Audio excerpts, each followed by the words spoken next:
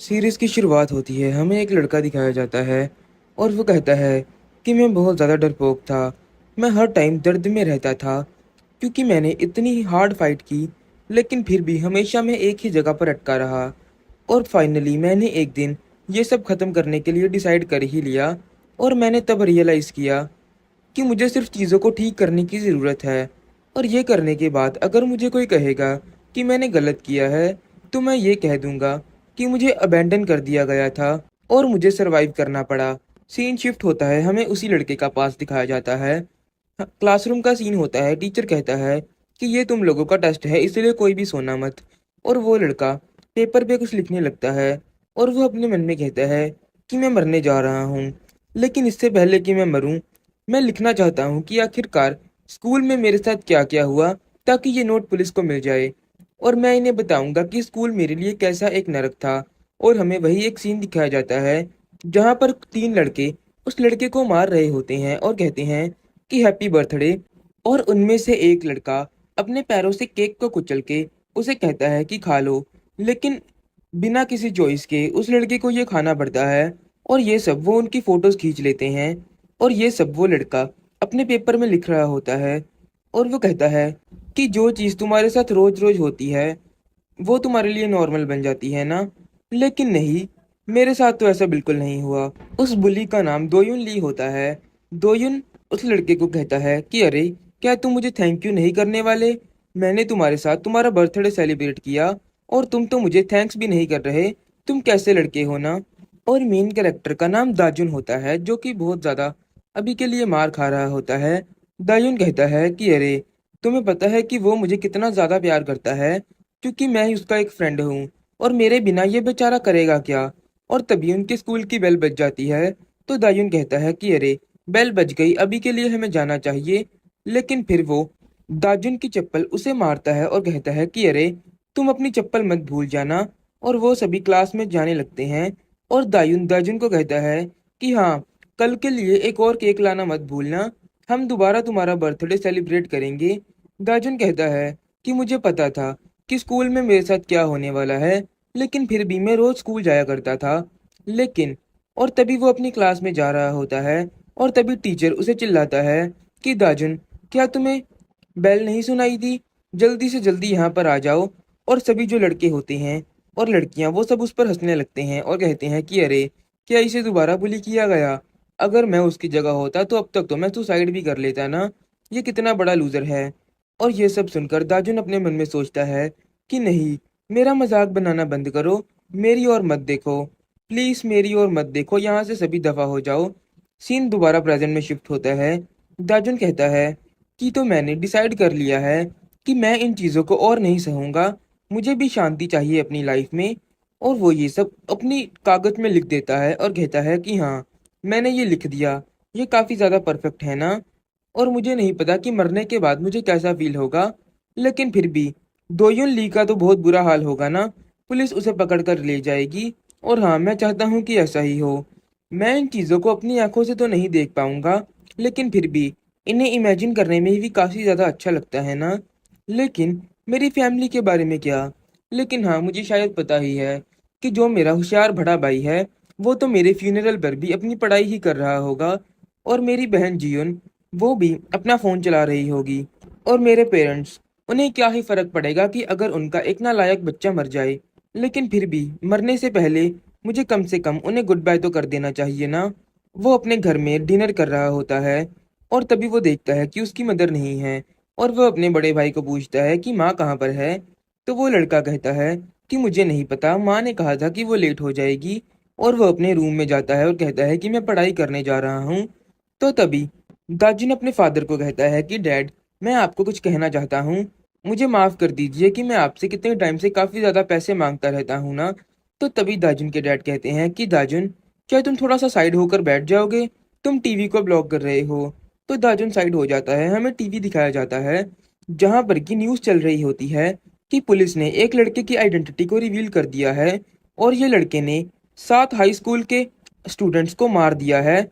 और इस लड़के का नाम ग्युम्मा है और मर्डर करने के बाद उसने अपने आप को सरेंडर कर दिया है। और तभी न्यूज़ वाले उस लड़के से पूछते हैं कि क्या तुम्हारे विक्टिम्स ने तुम्हें बुली किया था और क्या तुम्हें शर्मिंदगी है कि तुमने ये सब किया। तो वो लड़का कहता है कि सभी लोग सुन लो कि मैं एक मर्डरर नहीं हूँ। हाँ, मुझे पता है कि तुम सब लोग सोच रहे होगे ना कि मैं क्या कह रहा हूँ।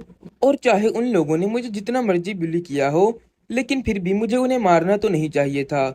लेकिन क्या तुम्हें पता भी है कि मैंने जिन लोगों को मारा है वो कैसे थे? क्या तुम लोग कभी उन्हें मिले भी हो? उन्होंने मेरी फैमिली का मजाक बनाया और मेरी लाइफ एक नरक की तरह बन चुकी थी। और वह उन सब के नाम लेता है और कहता है कि इन मॉन्स्टर्स को मैंने मारा और मैं बहुत ज्यादा खुश हूँ। क्या तुम लोग इन मॉन्स्टर्स के साथ डील कर सकते थे जैसे मैंने किया है? और तभी वो सभी आदमी चिल्लाने लगते हैं कि तुम्हारी हिम्मत कैसे हुई, तुम्हें ये नहीं करना चाहिए था और वगैरह वगैरह। और तभी वो लड़का कहता है कि मेरे जैसे जितने भी लूजर्स हैं उनको मैं सिर्फ एक ही मैसेज देना चाहता हूँ कि अगर तुम्हारे साथ कोई ऐसा करे तो उसे बख्शना मत।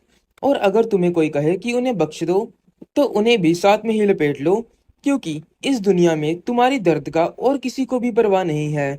और कभी भी पागलों की तरह सुसाइड करने का तो सोचना भी मत। क्या तुम्हें गुस्सा नहीं आता? क्या तुम्हें सच में लगता है कि तुम लोगों को मरना चाहिए? मरना तो उन लोगों को चाहिए। इसीलिए जागो और जो भी तुम्हें करना पड़े उन्हें मारने के लिए, खुद सरवाइव करने के लिए वो करो, क्योंकि तुम्हें मरना नहीं है, तुम्हें मारना है। और इसी के साथ दाजुन के फादर कहते हैं कि देखो तो सही, वो लड़का ऐसे लग रहा है कि जैसे वो अपने आप पर बहुत ज्यादा प्राउड है। चाहे उन लड़कों को जितना भी उसने बुली किया हो, लेकिन उसे मारना तो नहीं चाहिए था ना। ये कितना बड़ा जोक है। तो ये सुनकर दाजुन अपने मन में सोचता है कि उस लड़के ने ठीक ही तो किया है, आखिरकार मैं मरूं ही क्यों। और वो अपने कमरे में उन्हीं सब बच्चों की कहानी सुन रहा होता है जिनके साथ बुलिंग होती है। और दाजुन सोचता है कि क्या मैं भी ये कर सकता हूँ जैसा कि उस टीवी वाले लड़के ने किया था। लेकिन तभी वो इमेजिन करता है कि अगर वो ऐसा करेगा तो सभी लोग उसे मर्डरर वगैरह कहेंगे और वो काफी ज्यादा डर जाएगा। तो वो कहता है कि नहीं, मैं ये नहीं कर सकता, मैं कभी भी किसी को हर्ट नहीं कर सकता, मैं तो बहुत ज्यादा डरपोक हूँ। आखिरकार मैं ऐसा डिसीजन ले ही कैसे सकता हूँ, क्योंकि मुझे सिर्फ एक नॉर्मल लाइफ चाहिए। तो क्या सिर्फ मेरे लिए, क्या मेरे लिए कोई दोयुन ली को मार सकता है? प्लीज, क्योंकि मुझे नहीं पता कि अब मैं क्या करूं। नहीं तो अगर ऐसा ही चलता रहा तो मैं सारी जिंदगी दोयुन ली का एक खिलौना ही बनकर रह जाऊंगा। और ये तो बहुत ज्यादा बुरी बात है ना। लेकिन नहीं, मैं ये नहीं सहूंगा। और जैसे कि उस लड़के ने कहा था, क्योंकि मुझे नहीं मरना चाहिए, मरना तो उसे चाहिए ना। और वो एक तीखी चीज से अपने पिलो में होल करने लगता है और कहता है कि हाँ, अगर किसी को मरना चाहिए तो वो दोयों ली है। और वो दोबारा अपने क्लास में आ जाता है और सोचता है कि सिर्फ मैंने ऐसा सोचा था, अब मैं यहाँ पर आ चुका हूँ तो मुझे डर लग रहा है कि आखिरकार मैं करूँ क्या। और वैसे भी वो अकेला नहीं है, मुझे पहले उसके अकेले होने की वेट करनी है ना। लेकिन तभी वहां पर दोयुन ली आकर दाजुन के सिर पे थप्पड़ मारता है और कहता है कि अरे, मैंने तुम्हें कहा था ना कि आज केक लेकर आना है तुम्हें, तो वो केक कहाँ पर है? दायुन को बहुत ज्यादा गुस्सा आ रहा होता है तो दायुन ली कहता है कि अरे, मैं तुम्हारे जैसा कभी भी नहीं बनना चाहूंगा। तुम्हें तो हमें थैंक्स करना चाहिए ना, कि सिर्फ हमारी वजह से ही तुम्हें अटेंशन मिलता है। दाजुन सोचता है कि मुझे क्या करना चाहिए। क्या मैं इसे अभी के अभी मार दूं? और उसके जेब में स्क्रू ड्राइवर होता है और वो कहता है कि पहले दायुन ली और फिर उसके बाद मुझे उन दोनों को मारना पड़ेगा, या फिर मुझे सिर्फ दोयुन ली को ही मारना चाहिए। और तभी दाजुन कहता है कि जल्दी करो, नहीं तो मैं तुम्हें मार दूंगा। दाजुन अपने मन में सोचता है कि हाँ, मुझे ये करना ही पड़ेगा। और वो अपने जेब से स्क्रू ड्राइवर निकालता है। तो दाजुन कहता है कि ये सब तुम क्या कर रहे हो? तो मैंने क्या, तुम्हें जो केक कहा था तुम उसे नहीं लेकर आए? तो दार्जुन अपने मन में सोचता है कि जैसे ही मैंने दोयुन ली का फेस देखा, मुझे एक चीज रियलाइज हुई कि मैंने ये मिडिल स्कूल में सुना था कि एक लड़के ने अपने डॉग्स के साथ एक्सपेरिमेंट किया था। और वो ये था कि जब भी वो घंटी बजाएगा उस टाइम डॉग्स का खाने का टाइम हो जाएगा। और जब भी ये प्रोसेस ओवर टाइम होती है तो डॉग्स बिना बेल के तो कभी खाना खाते ही नहीं हैं। और मुझे रियलाइज हो गया कि मेरी कंडीशन भी उसी डॉग की तरह है। और ये है कि जैसे ही मैं दोयुन ली का फेस देखता हूँ, मेरे अंदर डर की लहर दौड़ने लगती है। दोयुन कहता है कि तुम ये सब क्या कर रहे हो? दाजुन सोचता है कि सिर्फ उसके फेस की ओर देखने से ही मेरी बॉडी बिल्कुल फ्रीज हो जाती है और मुझे लगता है कि मैं कुछ कर ही नहीं सकता। और मैंने जो प्लान सारी रात बनाया था वो कम्प्लीटली टूट चुका था और मेरे दिमाग में कुछ नहीं चल रहा था। और तभी दोयुन ली उसे थप्पड़ मारने लगता है। लेकिन दोजुन वो स्क्रू ड्राइवर छुपा देता है और कहता है कि मुझे ये स्क्रू ड्राइवर छुपाना पड़ेगा, नहीं तो अगर उसने ये देख लिया तो बहुत बुरा होगा। दोयुन ली बहुत बुरी तरह दाजुन को मार रहा होता है और कहता है कि लेकिन ऐसा करने से कुछ नहीं होगा ना, हमें तुम्हारा बर्थडे स्पेशल तो बनाना ही पड़ेगा। तो ठीक है, चलो एक पार्टी रखते हैं और तुम आज स्कूल के बाद हमारे साथ आ रहे हो। वो दाजुन को अपने साथ एक जगह पर लेकर आते हैं और वहां पर उसने काफी चीजें रखी होती हैं और वो कहता है कि देखो, आज मैं तुम्हारा बर्थडे एक केक से तो बेहतर ही बनाने वाला हूँ। केक से तो बहुत ज्यादा नॉर्मल हो जाता ना, और वहां पर अल्कोहल भी होती है। तो दाजुन कहता है लेकिन मैंने आज से पहले कभी भी शराब नहीं पी है। तो दोयुन कहता है कि अरे कोई बात नहीं, क्योंकि अगर तुमने आज नहीं पी तो मैं तुम्हें मार दूंगा। ये तुम्हारा मोटिवेशन के लिए काफी होगा ना। तो दोयुन ली सबसे पहले शराब में कोको कोला मिलाता है और वो कहता है कि फिक्र मत करो, अभी तो ये शुरू ही नहीं हुआ। और उसके बाद वो अपने साथ खड़े लड़के की उसमें एक सॉक्स डालता है। फिर उसके बाद न्यूडल्स, चिप्स और जो कुछ भी वहां पर होता है मिट्टी तक वो उसमें डाल देता है। और उसके बाद वो उसमें थूक देता है और कहता है कि दाजन, तुम्हें पता है ना कि तुम्हें ये कैसे पीनी है, तुम्हें एक बार में ये गटक जानी है। तो दाजुन कहता है कि दोयुन ली, मुझे नहीं लगता कि मैं ये पी सकता हूँ। तो दोयुन दाजुन के फेस पर थप्पड़ मारता है और कहता है कि दाजुन, मेरी बात सुनो, अगर तुमने एक बार और कुछ बोलने की हिम्मत की तो मैं तुम्हें यहीं पर मार दूंगा। दाजुन सोचता है कि मुझे क्या करना चाहिए, अगर मैंने ये नहीं पी तो वो मुझे यहाँ पर ही मार देगा और मैं सच में ये नहीं करना चाहता। लेकिन लेकिन और वो ऐसा करके वो पी जाता है। तो दोयुन कहता है कि मैंने तुम्हें कहा था ना कि वो इसे पी जाएगा। लेकिन तभी दाजुन उल्टी कर देता है। तो ली कहता है कि अरे वो देखो तो सही, वो उसे दोबारा नीचे फेंक रहा है। और वो दाजुन को कहता है कि नहीं, तुमने उल्टी कर दी ना, इसीलिए ये काउंट नहीं होता और तुम्हें ये दोबारा करना पड़ेगा, क्योंकि आज तुम जब तक इसे प्रॉपरली नहीं पियोगे तुम घर तो नहीं जाने वाले। और वो इसे काफी बार पिला देता है और उनके पास सिर्फ एक ही शराब की बोतल होती है और दाजुन ने काफी बार उल्टी कर दी होती है। तो दोयुन ली अपने दोनों साथियों को कहता है कि जाओ, उसे पैसे देता है और कहता है कि जाकर और शराब लेकर आओ। और वो दोनों वहां से चले जाते हैं। दोयुन ली कहता है कि अरे अब उठ भी जाओ, तुमने ज्यादातर ये दोबारा फेंक दी थी ना, अभी तुम्हें दोबारा पीनी पड़ेगी।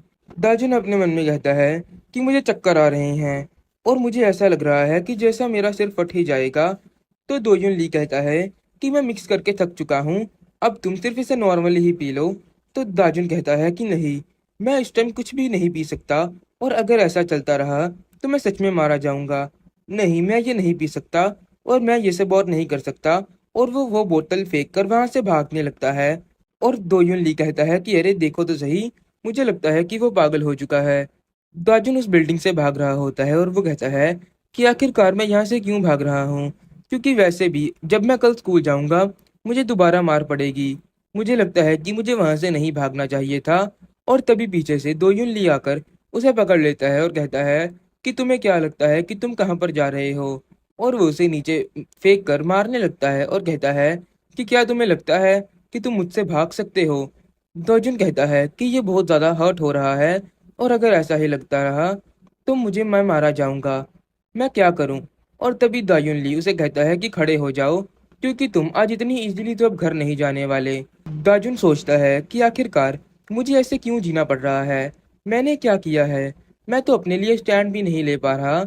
तो चाहे मैं जितनी ज्यादा मर्जी अपने अंदर मोटिवेशन इकट्ठा कर लूं, लेकिन जैसे ही मैं उसका फेस देखता हूँ मेरा शरीर एकदम ब्लैंक हो जाता है, मैं कुछ नहीं कर सकता। लेकिन फिर वो देखता है कि उसके सामने दोयुन ली की पीठ है और वो सोचता है कि फेस, मैं उसका फेस देखकर डरता हूँ ना, लेकिन अगर मैं उसका फेस ही ना देखूं तो मुझे डर क्यों लगेगा। और वो दोयुन ली को वहां से धक्का दे देता है।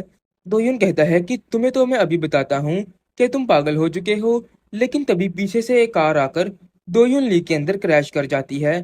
हमें दोयुन के साथी दिखाए जाते हैं जो कि सामान लेकर वापस आ रहे होते हैं और वो दोयुन के बारे में ही बातें कर रहे होते हैं। लेकिन तभी वो देखते हैं कि वहां पर एम्बुलेंस और पुलिस होती है और वो सोचते हैं कि अरे ये सब क्या है, मुझे लगता है कि यहाँ पर एक एक्सीडेंट हुआ है। और वो आगे जाकर देखते हैं वो एक्सीडेंट और किसी का नहीं, दोयुन ली का होता है। और हमें दाजुन दिखाया जाता है जो कि वहां से भाग रहा होता है। और दाजुन कहता है कि उस दिन मेरा सारा डर खत्म हो गया था और मैं सोच रहा था कि मैंने क्या किया। मैंने उसे धक्का दे दिया और मैंने उसका एक्सीडेंट करवा दिया। लेकिन अगर मैं ऐसा नहीं करता तो मैं सच में मारा जाता ना। और उसी दिन मुझे रियलाइज होता है कि मुझे सरवाइव करना है, और सरवाइव करने के लिए मैं कुछ भी करने के लिए तैयार हूँ। एक्सीडेंट होने के बाद दाजुन अपने घर पे आ जाता है और वो रात को बहुत ज़्यादा डर रहा होता है कि आखिरकार मुझे अपने आप को पुलिस के हवाले कर देना चाहिए था, क्योंकि मुझे नहीं लगता कि मैं इस चीज़ से बच सकता हूँ। तो क्या वो मर चुका है? लेकिन मैंने तो सिर्फ उसे सेल्फ डिफेंस में ही धक्का मारा था ना। लेकिन फिर भी मैंने उसे कार के सामने धक्का दिया था। नहीं, अगर मैंने उसे नहीं मारा होता तो मैं मर जाता ना। तो मेरे पास कोई चॉइस भी नहीं थी। और वो कहता है कि हाँ, मैं ठीक हूँ, मैं सिर्फ रिवेंज चाहता था। अगले दिन हाजिन क्लास में जा रहा होता है और वो सोचता है कि मैं सोच रहा था कि वो दिन मेरी लाइफ का आखिरी दिन होगा, क्योंकि मैं जानना चाहता था कि आखिरकार उस एक्सीडेंट के बाद हुआ क्या था। और मैं क्लासरूम में उस कुत्ते की शक्ल नहीं देखना चाहता था। लेकिन फिर वो अभी क्लास में के बाहर होता है और वो सोचता है कि अरे, इतनी ज़्यादा शांति क्यों है? क्या पुलिस दूसरे केसेस के साथ बिजी है? तो हो सकता है कि मैं ना पकड़ा जाऊं। लेकिन फिर वो कहता है फिर भी मैंने एक बहुत बड़ा क्राइम किया है ना, तो मैं ये नहीं कह सकता कि मैं बच सकता हूँ। तो क्या मुझे घर पे ही रहना चाहिए था? क्योंकि मुझे ये डोर ओपन करने में काफ़ी ज़्यादा डर लग रहा है। और क्या होगा कि अगर इस गेट के बाहर सारे पुलिस वाले मेरा वेट कर रहे होंगे ताकि वो मुझे पकड़ सकें। और वो गेट खोलता है और वो देखता है कि अंदर क्लासरूम जैसा डेली होता है वैसा ही होता है। सिर्फ एक ही चीज़ अलग होती है, जो कि होती है कि दायुन ली क्लास में नहीं होता। और तभी वहां पर टीचर आते हैं और कहते हैं कि क्लास शुरू होने से पहले मैं आपको एक अनाउंसमेंट देना चाहता हूँ कि लास्ट नाइट दोयुन ली एक कार एक्सीडेंट में के अंदर फंस चुका था और वो ट्रक के सामने आ गया था। अब के लिए वो अनकॉन्शियस है और वो बहुत बुरी तरह उसे चोटें भी आई हैं। लेकिन जब वो ऐसा कर रहा था तो वो रोड की गलत साइड पर चल रहा था, इसलिए उसकी ही गलती है। और मैं चाहता हूँ कि तुम लोग भी अगर चाहो तो उसे मिल सकते हो, वो लोकल हॉस्पिटल में है, ताकि वो जल्दी से जल्दी रिकवर हो सके। ये सुनकर दाजुन कहता है कि क्या वो गलत रोड पर चल रहा था? तो इसका मतलब मेरे पर अब कोई शक नहीं कर रहा ना। तो ये तो अच्छी बात है। लेकिन फिर वो फील करता है कि नहीं, मुझे ऐसा फील नहीं करना चाहिए। मुझे अपने आप को पुलिस के हवाले कर देना चाहिए, क्योंकि आखिरकार गलती तो मेरी ही थी ना। लेकिन क्या मैं शांति से जीना चाहता हूँ, तो क्या ये गलती है? क्या मैं ये भी नहीं डिजर्व करता? और जो पीस मेरे से छीन लिया गया था, अब वो पीस फाइनली मुझे मिल चुका है। एक नॉर्मल लेसन, एक ब्रेक टाइम जिसमें मुझे कोई भी बुली नहीं कर रहा। मैं ये चीज़ें काफ़ी देर से चाहता था ना। लेकिन बहुत टाइम बाद मैंने बुक को खोला है। और मुझे अभी भी याद है कि मिडिल स्कूल में मुझे बुक रीड करना काफ़ी ज़्यादा अच्छा लगता था। लेकिन अब तो मैं बुक रीड करने के लिए मेरे अंदर करज ही नहीं बचा ना। और वो रोने लगता है और कहता है कि ये सारी चीजें मेरे से कितनी देर से छीन रखी है ना। और तभी एक लड़का दाजुन के पास आता है और कहता है कि दोयन ली को तुमने धक्का मारा था ना। तो जाजुन कहता है कि क्या तुम ये क्या कह रहे हो? तो वो लड़का उसके साथ वाला कहता है कि ये सब तुम क्या कह रहे हो दाजुन को। और वो उस लड़के को अपने साथ ले जाता है और दाजुन को कहता है कि हमें माफ कर दो, मैं तो मजाक कर रहा था। तब वो लड़का कहता है कि नहीं, कल मैंने उसे दोयुन ली के साथ देखा था, वो दोनों एक साथ थे ना। और दूसरा लड़का कहता है कि क्या तुम्हें सच में लगता है कि उसके जैसा लूजर उसे धक्का दे सकता है? तो ये सुनकर दाजुन अपने मन में सोचता है कि कभी कभी लूजर बनना भी फायदे में आ जाता है ना। और क्या मैं ही हूँ या फिर ये सच में आज क्लास डिफरेंट लग रही है? वो लड़के पहले मुझे, जब दायुन यहाँ पर होता था तो मुझे चिढ़ाया करते थे, लेकिन अब वो मुझ पर इंटरेस्टेड ही नहीं है। और मेरी तरह और लड़के जिनको की बुली किया जाता था, वो भी ज्यादा कंफर्टेबल हैं। तो दायुन ली के जाने के बाद क्लास काफी ज्यादा पीसफुल हो चुकी है ना। तो मुझे लगता है कि मैंने एक अच्छी चीज ही की है, क्योंकि आखिरकार मैंने कितना कुछ सहा है। तो ये तो भगवान मुझे एक रिवॉर्ड दे रहा है ना। लेकिन तभी वो खिड़की से देखता है कि वहां पर एक पुलिस की कार आती है और सभी चिल्लाने लगते हैं कि अरे, यहाँ पर पुलिस क्यों आई है? क्या वो किसी को अरेस्ट करने वाले हैं? और तभी क्लास में एक लड़का आता है और कहता है कि दाजुन इम, तुम्हें अभी के अभी टीचर ऑफिस में जाना पड़ेगा, अभी के अभी। और वो सभी पुलिस वाले दाजुन को हथकड़ियां पहना देते हैं। और तभी टीचर्स कहते हैं कि आप दाजुन को क्यों अरेस्ट कर रहे हो? तो वो पुलिस वाले कहते हैं क्योंकि दाजुन ने दोयुन ली पर एक अटेम्प्टेड मर्डर का केस लगेगा, इसीलिए उसे अरेस्ट किया जा रहा है। और तुम्हारे पास राइट ऑफ अटर्नी है, इसीलिए तुम्हें, अगर तुम चाहो तो चुप रह सकते हो। और टीचर कहते हैं कि क्या तुम श्योर हो? क्योंकि आप लोगों ने कहा था ना कि वो गलत रोड पर चल रहा था और दाजुन ने तो कुछ नहीं किया ना। तो पुलिस वाला कहता है कि हाँ, जो ट्रक का ब्लैक बॉक्स था उसमें यही दिखाया जा रहा है। लेकिन हमने जब पास वाले सिक्योरिटी कैमरा चेक किए तो हमें पता चला कि दाजुन ने दोयुन ली को धक्का मारा था। तो टीचर कहते हैं कि दाजुन, आखिरकार तुमने ये सब क्यों किया? तुम तो एक अच्छे से नॉर्मल बच्चे थे ना। तो ये सुनकर दाजुन अपने मन में कहता है कि क्या मेरा एक नॉर्मल बच्चा था, मेरी लाइफ एक नॉर्मल बच्चे जैसी थी, लेकिन मैंने ये सब किया तो नॉर्मल लाइफ के लिए ही था ना। और वो कहता है कि हाँ, अब मुझे बिलीव हो गया है कि भगवान एग्जिस्ट करता है, क्योंकि वो कभी भी मेरे जैसे को खुश नहीं रहने दे सकता। और उसके बाद जैसा सब कुछ सोचा था वैसा ही हुआ था।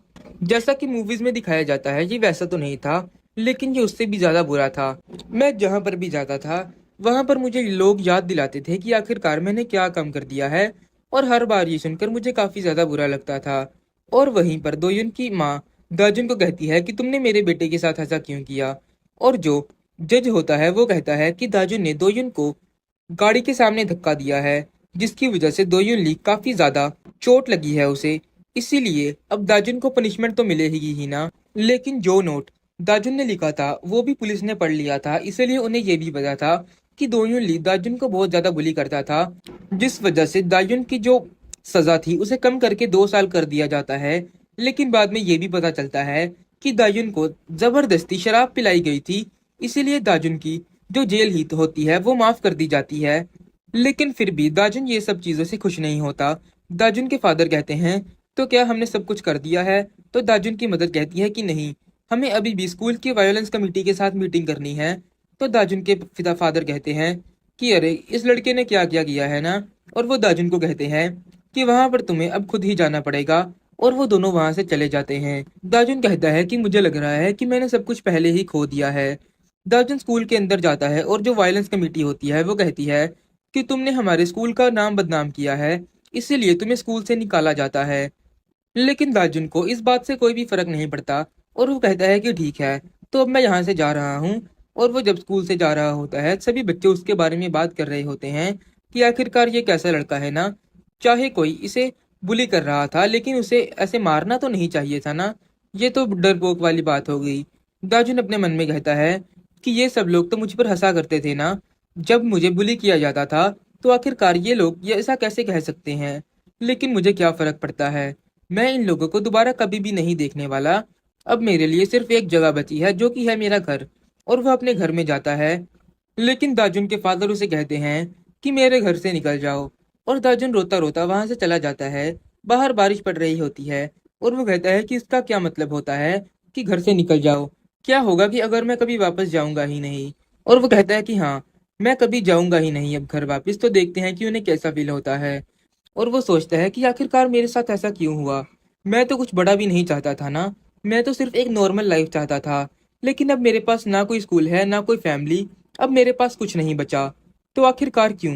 और तभी वो देखता है कि उसके सामने 4 लड़के होते हैं, और ये लड़के और कोई नहीं दो यून ली के फ्रेंड्स होते हैं। और वो कहता है कि अब ये मुझसे क्या चाहते हैं। तो वो लड़के कहते हैं कि तुम्हें क्या लगा था कि तुम इतनी इजीली बच जाओगे, जो तुमने दोयुन के बाद किया है उसके बाद। और वो दाजुन को मारने लगते हैं। और वो कहते हैं कि तुम यहाँ से नहीं जा सकते। दाजुन अपने मन में कहता है कि मुझे लग रहा है कि मेरी बॉडी टूटने वाली है, लेकिन मैं कुछ भी नहीं कर सकता। यहाँ पर ये काफी ज्यादा नंबर्स में है ना, चाहे मैं अपनी अगर पूरी स्ट्रेंथ भी यूज कर लूं तो मैं सिर्फ दोयुन ली सिर्फ को अकेले ही हरा सकता हूँ ना। और इस टाइम में मैं दोयुन ली के फ्रेंड्स के सामने कुछ भी नहीं कर सकता।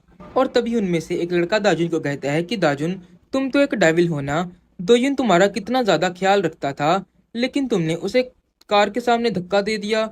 लेकिन फिर भी उसके बिहाफ पे मैं तुमसे अपोलॉजी ले लूंगा, इसीलिए अभी के अभी मेरे सामने कुत्ते की तरह भीख मांगो।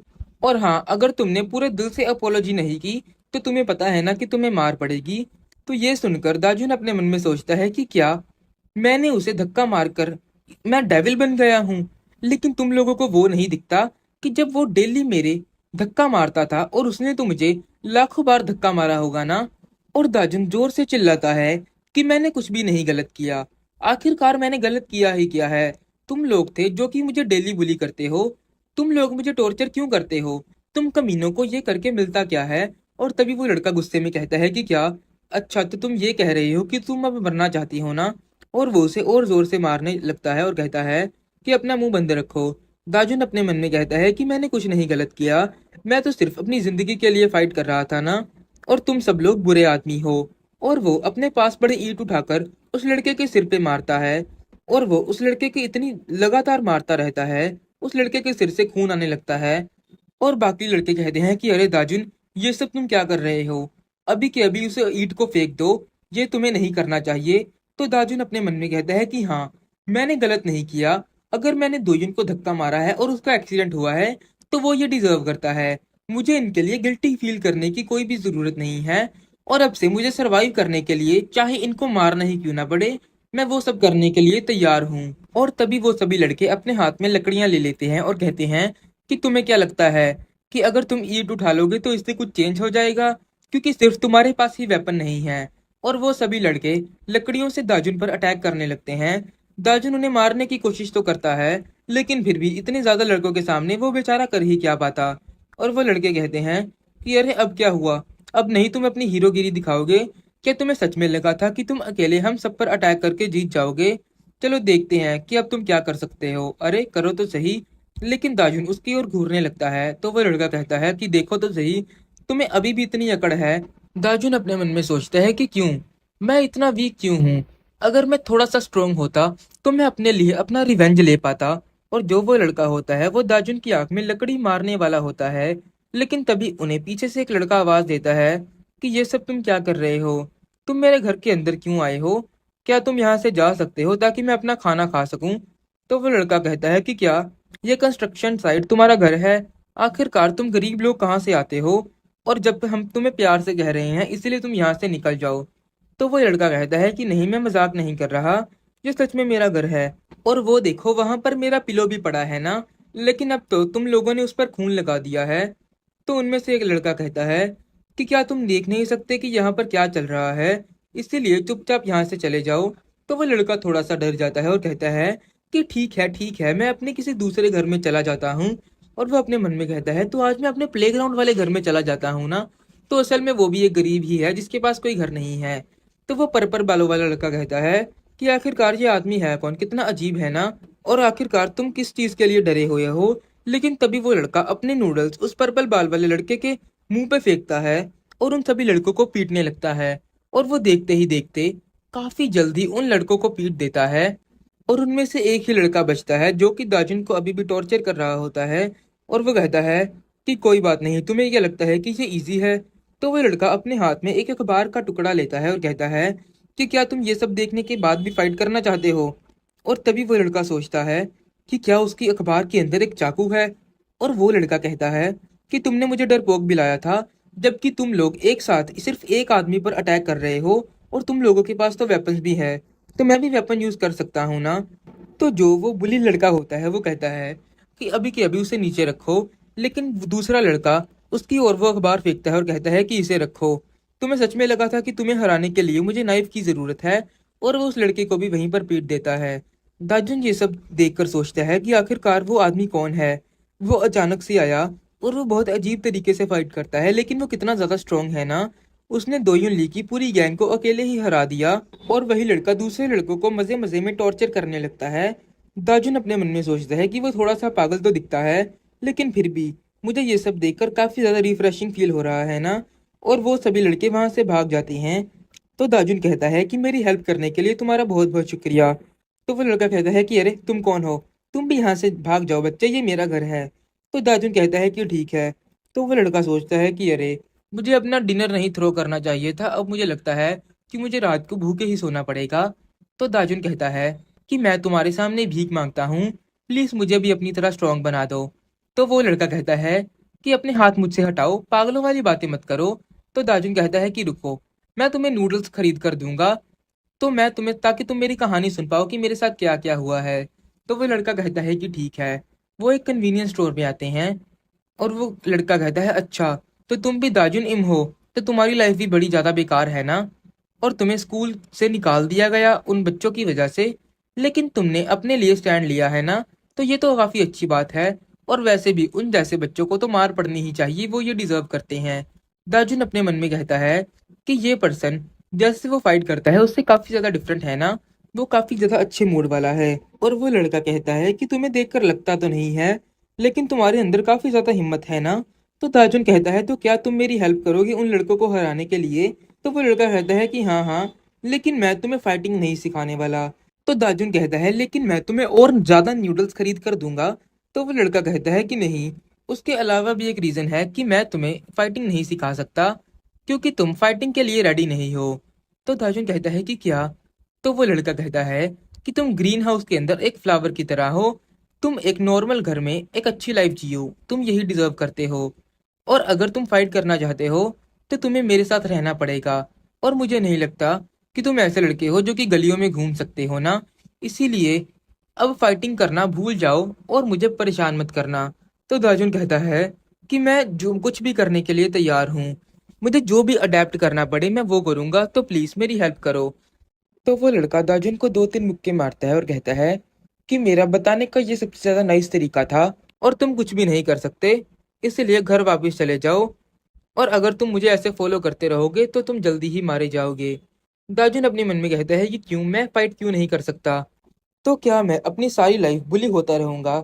लेकिन दार्जुन उस लड़के का पीछा करता है और कहता है कि नहीं, मैं ऐसी चीजों को नहीं छोड़ सकता।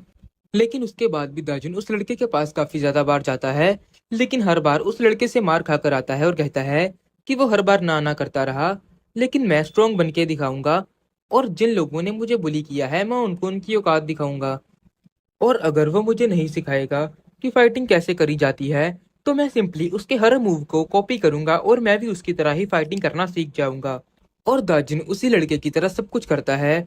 वो लड़का कचरे से जैकेट उठाता है तो दार्जुन भी कचरे से कपड़े पहन लेता है। वो लड़का बिल्लियों का खाना चोरी करता है और दार्जुन भी बिल्लियों का खाना चोरी करके उसे खा लेता है। और वो लड़का बच्चों के खेलने वाली स्लाइड के ऊपर जाकर सो जाता है। तो बच्चे कहते हैं कि अरे वो कितना सा डरावना है, यहाँ से चलते हैं। लेकिन दूसरी तरफ दार्जुन भी ऐसा ही करता है, लेकिन वो बच्चे उसके ऊपर खेल रहे होते हैं। दार्जुन कहता है कि वो एक जंगली जानवर की तरह रहता है। मैंने कभी नहीं सोचा था कि मैं एक ऐसे आदमी को फॉलो करूंगा, और मैंने सोचा था कि ये ऐसा कभी नहीं हो सकता। लेकिन जब भी मैं उसे डाउट करता था तो मैं उसे फाइटिंग करते देखता था और मेरा सारा डाउट निकल जाता था। और अगर मैं सिर्फ उसकी तरह स्ट्रोंग हो जाऊं तो मैं बहुत इजीली अपना रिवेंज ले सकता हूं। तो वो लड़का तंग आकर दार्जुन को पूछता है, तो आखिरकार तुम मुझे कितनी और देर फॉलो करोगे? क्या तुम मुझे अभी भी इसीलिए फॉलो कर रहे हो ताकि तुम रिवेंज लेना सीख सको? तो दार्जुन कहता है कि हाँ। तो वो लड़का कहता है कि सच में? तो ठीक है, मैं तुम्हें सिखाऊंगा कि फाइटिंग कैसे करते हैं। तो दार्जुन कहता है कि सच में? लेकिन अचानक से ये कैसे हुआ? तो वो लड़का कहता है कि हाँ, मैं सिर्फ तुम्हें लेकिन ये यही सिखाऊंगा अगर तुम उस लड़के को पीट दोगे। तो दार्जुन कहता है कि अरे, ये तो जोंगियन पार्क है और ये वही लड़का होता है जो कि पर्पल बालों वाला होता है, जिसको कि उस लड़के ने कंस्ट्रक्शन साइट पर पीटा होता है। और वो लड़का दार्जुन को कहता है कि तुमने उस लड़के को ईंट से मारा था ना, लेकिन ये इनफ नहीं है, क्योंकि अगर तुम सच में उसके ऊपर रिवेंज लेना चाहते हो तो तुम्हें अपने आप को उनकी तरह बनाना पड़ेगा। और हमें दार्जुन दिखाया जाता है जो कि एक जगह पर होता है और उसके नीचे वही जोंगयंग पार्क खड़ा होता है। और दार्जुन कहता है कि अब तक मैं एक शिकार था और ये लोग शिकारी, लेकिन अब के लिए अब मुझे शेर बनना ही पड़ेगा। तो हमें थोड़ा सा पास्ट का सीन दिखाया जाता है जहाँ पर वो लड़का दार्जुन को कहता है कि दार्जुन, मैंने लड़कियों के सामने तुम्हारी पैंट नीचे कर दी और मैंने बाथरूम में तुम्हारे ऊपर पानी भी फेंक दिया था ना, उसके लिए मैं तुमसे बहुत बहुत माफ़ी मांगता हूँ। और अगर सच बताऊँ तो मुझे ये सब करने में बहुत बुरा लगता है। तो क्या तुम मेरी अपोलॉजी एक्सेप्ट करोगे? और वो दार्जुन की ओर हाथ बढ़ाता है। तो बाकी लड़के कहते हैं कि अरे ये क्या कर रहे हो, तुम देख नहीं रहे कि जोंगयंग तुमसे अपोलोजाइज कर रहा है, तुम्हें कम से कम ये एक्सेप्ट तो करना चाहिए ना। और जोंगयंग कहता है कि अरे दार्जुन, मेरा हाथ तो पकड़ो। तो दार्जुन अपना हाथ उसकी ओर बढ़ाता है, लेकिन वो दार्जुन का हाथ काफी जोर से पकड़ता है। और वैसे वो बहुत ज्यादा स्ट्रोंग है क्योंकि वो एक फुटबॉल का प्लेयर भी रह चुका है और उसके हैंड की ग्रिप 185 पाउंड्स के समथिंग है, जिससे कि दार्जुन कहता है कि प्लीज मेरा हाथ छोड़ दो। तो वो जोंगयन कहता है कि क्यों, मैं तो तुमसे अपोलॉजी कर रहा हूँ ना, और अगर ऐसे ही अपोलॉजी करनी है तो ये मैं डेली करने के लिए तैयार हूँ। सीन प्रेजेंट में शिफ्ट होता है। दार्जुन जोंगयन पर अटैक करने के लिए रेडी होता है और कहता है कि इन लोगों ने मुझे बहुत ज़्यादा सताया है ना, तो अभी मुझे नर्वस होने की ज़रूरत नहीं है और प्लान के हिसाब से चलना है। और वो कहता है कि जोंगयन पार्क, आखिरकार इसने मुझे क्यों हरास किया? क्योंकि वो मुझसे स्ट्रोंग है? तो क्या वो सिर्फ अपनी स्ट्रेंथ को शो ऑफ करना चाहता था? तो तुम सिर्फ अपने दोस्तों के सामने अपनी स्ट्रेंथ को शो ऑफ करने के लिए किसी को बुली कैसे कर सकते हो? और तभी दार्जुन वहां से जंप करके जोंगयन के ऊपर जंप करता है। और ये करने के बाद वो काफी ज्यादा खुश होता है कि अरे वाह, मैंने जितना सोचा था ये तो उससे काफी ज्यादा इजी था ना। तो जो फर्स्ट स्ट्राइक करता है वो जीत जाता है और अब मुझे बस उस पर और अटैक करने की ज़रूरत है। लेकिन तभी पीछे से जोंग्योन उसे पंच करता है और कहता है कि अरे देखो तो सही, ये तो वही है ना हमारा दोस्त जिसको कि स्कूल से निकाल दिया गया था। मैं सोच ही रहा था कि आखिर ये कौन कर सकता है। तो मुझे लगता है कि कंस्ट्रक्शन साइट पर तुम्हें अच्छे से मार नहीं पड़ी ना। चलो कोई नहीं, मैं अभी तुम्हें मार देता हूँ। क्यों, तुम्हें पता है कि जो बच्चे एथलेटिक नहीं होते ना, मैं उनको ज़्यादा बुली नहीं करता, मैं उन्हें प्यार प्यार से थोड़ा थोड़ा ही मारता हूँ, क्योंकि मैं नहीं चाहता कि मेरे खिलौने जल्दी टूटें। लेकिन आज तो तुम्हें अच्छे से मार पड़नी चाहिए ना। और हमें वही फाइटर लड़का दिखाया जाता है और वो अपने मन में सोचता है कि अरे वाह, वो फर्स्ट स्ट्राइक तो उसकी काफ़ी ज़्यादा अच्छी थी, लेकिन मुझे नहीं लगता कि उसके बाद वो कर पाएगा कुछ। तो मुझे कम से कम उसे एनालाइज तो करना चाहिए था ना। लेकिन चलो कोई नहीं, इससे उसकी अब कम से कम ये तो इच्छा कम हो जाएगी ना कि वो फाइट कर सकता है। दातुन सोचता है कि आज मुझे पहले से भी काफ़ी ज़्यादा दर्द हो रहा है, वो सच में मुझे काफ़ी ज़्यादा ज़ोर से मार रहा है। लेकिन तभी दाजुन अपने पास पड़े हुए कचरे के लिफाफे को उसके मुंह पर मारता है और कहता है कि अब इस टाइम वो मुझे नहीं देख सकता, अब अटैक करने का मेरे पास अच्छा टाइम है। और वो जोंगियन को धक्का देने की कोशिश करता है। जोंगियन कहता है कि तुम ये सब क्या कर रहे हो, तुम्हें सच में लगा था कि अगर तुम मुझ पर ऐसे अटैक करोगे तो तुम जीत जाओगे, अब तो मैं तुम्हें मार कर ही छोड़ूंगा। लेकिन तभी दाजुन उसकी आंखों में अटैक करने की कोशिश करता है और ये सब देखकर वो फाइटर लड़का समझ जाता है कि दाजुन उसके मूव्स को कॉपी करने की कोशिश कर रहा है। और वो कहता है कि हाँ, अगर वो मेरे मूव्स को ट्राई करने की कोशिश कर रहा है तो इसमें कुछ भी बड़ी बात तो नहीं है, लेकिन फिर भी वो मेरी तरह अच्छे मूव्स तो नहीं कर सकता ना। और जोंग्युन दाजुन की उंगलियों को मोड़ने लगता है और कहता है कि क्या तुम्हें पता है कि तुम बहुत ज़्यादा डरपोक हो, और अगर तुम ऐसा करोगे तो ये तुम्हारे लिए काफ़ी ज़्यादा डेंजरस हो जाएगा ना। क्या हुआ, तुम सच में यहाँ पर रिवेंज लेने आए थे, लेकिन देखो तो सही कि तुम रिवेंज नहीं ले सकते क्योंकि तुम एक लूजर हो। लेकिन तभी दाजुन उसकी ओर घूरने लगता है। तो जोंगिन कहता है कि मेरी ओर ऐसे मत घूरो, और वो उसे पीटने लगता है। दाजुन सोचता है कि मैंने क्या किया, मैं तो तुम लोगों की वजह से ही स्कूल से भी निकल गया ना, मेरी लाइफ बर्बाद हो चुकी है, और वो भी सिर्फ तुम्हारी वजह से। अगर मैं तुम लोगों को मार पाता, सिर्फ अगर मैं तुम लोगों को मार पाता। और हमें थोड़ा सा पास्ट का सीन दिखाया जाता है जहाँ पर दाजुन उस लड़के को कहता है कि तुम चाहते हो कि मैं जोंगियन पार्क को हरा दूं, लेकिन अगर मैं उसे हरा पाता तो आखिरकार मैं तुमसे फाइटिंग ही क्यों सीखना चाहता। तो वो लड़का कहता है चलो ठीक है, अगर तुम्हें लगता है कि तुम उसे नहीं हरा सकते तो मैं यहाँ से जा रहा हूँ। तो दाजुन कहता है अच्छा रुको रुको, ठीक है, मैं ट्राई करने की कोशिश करूंगा, लेकिन क्या तुम्हें सच में लगता है कि मैं जीत भी सकता हूँ। तो वो लड़का कहता है कि तुम लोगों में वेट डिफरेंस काफ़ी ज़्यादा है, इसीलिए जीतना मुश्किल तो ज़रूर होगा। तो दाजुन कहता है इसका मतलब मैं नहीं जीत सकता ना। तो वो लड़का कहता है कि नहीं, क्या पता, क्योंकि एक स्ट्रीट फाइट में वेट इतना भी ज़्यादा मैटर नहीं करता ना, क्योंकि तुमने कहा है कि उसने तुम्हारी लाइफ बर्बाद कर दी है। तो आखिरकार तुम्हें किस चीज़ के बारे में सोचने की ज़रूरत है, तुम्हें जो करना पड़े तुम करो। सीन प्रेजेंट में शिफ्ट होता है, वो लड़का वहां से जाने लगता है और कहता है कि मुझे लगता है कि दाजुन फाइटिंग नहीं कर सकता। लेकिन तभी वो लड़का पीछे मुड़ के देखता है और जो दाजिन होता है वो जोंगियन के पेट में अखबार में या कपड़े में लपेटी हुई कोई चीज़ मार रहा होता है। तो जोंगियन कहता है कि ये सब तुम क्या कर रहे हो, क्या तुम्हें सच में लगता है कि मैं यकीन कर लूंगा कि तुम्हारे जैसा डरपोक लड़का एक चाकू लेकर आ सकता है, और वैसे भी इसे मजाक नहीं है, जल्दी से इसे पीछे करो। और वो उस चीज़ को पकड़ लेता है और वो कहता है कि नहीं, ये फीलिंग तो सच में एक चाकू जैसी है ना। तो दाजुन कहता है कि अरे क्या हुआ, तुम्हारी ग्रिप तो काफ़ी ज़्यादा हार्ड है ना, तो क्यों ना तुम इसे टाइटली पकड़ो जैसे तुमने मेरा हाथ पकड़ा था एक दिन। तो जोंग्योन जल्दी से पीछे होने की कोशिश करता है और सोचता है कि क्या वो सच में यहाँ पर एक असली नाइफ लेकर आया है, आखिरकार वो ऐसा कैसे कर सकता है। और वो लड़का सोचता है कि नॉर्मली अगर कोई फाइट में कोई नाइफ लेकर आएगा तो सामने वाला आदमी अचानक से डर जाएगा, क्योंकि उसे पता है कि नाइफ से जान जाने का भी खतरा है। लेकिन ये सिर्फ ऐसा होगा कि अगर उस फाइट में असली नाइफ हो, और अगर दाजुन कॉपी कर रहा है मुझे जैसे कि मैंने चॉपस्टिक से करा था, तो वो सामने वाला आदमी इस चीज़ को जल्दी ही पता कर लेगा और ये चीज़ काम नहीं करेगी।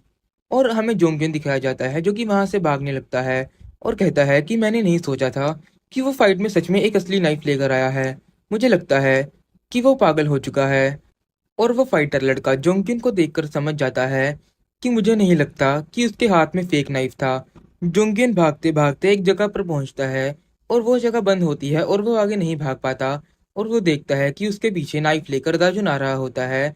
और फाइटर लड़का अपने मन में सोचता है कि क्या दाजुन सच में इतना ज़्यादा क्रेजी है कि वो सच में अपने नाइफ को यूज़ करके उसे मार देगा। लेकिन तभी जोंगयुन दाजुन को टैकल करता है और उन दोनों में फिस्ट फाइट भी शुरू हो जाती है। और जोंगयुन मार खा रहा होता है क्योंकि उसे ये भी डर होता है कि अगर दाजुन ने उसे चाकू मार दिया तो उसके साथ बहुत बुरा होगा। और वो सोचता है कि अगर मैं बस उसके हाथ से वो चाकू ले लूं तो मैं जीत सकता हूँ। और वो चिल्लाने लगता है कि बस रुक जाओ, मुझे काफ़ी ज़्यादा दर्द हो रहा है, प्लीज़ अब मुझे और मत मारो। तो ये सुनकर दाजुन कहता है कि क्या तुम चाहते हो कि मैं रुक जाऊं? क्या तुम्हें पता भी है कि तुम्हारी वजह से मुझे स्कूल में क्या क्या सहना पड़ता था? मैं रोज चाहता था कि मैं मर जाऊं, लेकिन मैं ऐसा भी नहीं कर पाया रहा था। और अब तुम चाहते हो कि मैं रुक जाऊं?